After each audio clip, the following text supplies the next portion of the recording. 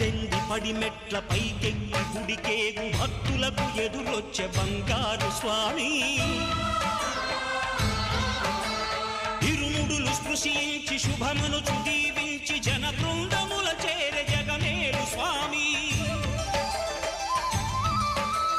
తన భక్తులనరిల్చు తప్పులకు తడబడి ఒక పక్క ఒరిగెన ఓంకారమూర్తి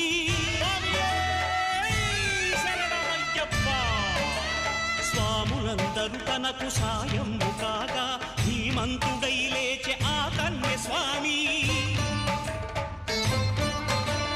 పట్టబంధము వీడి భక్తతతికై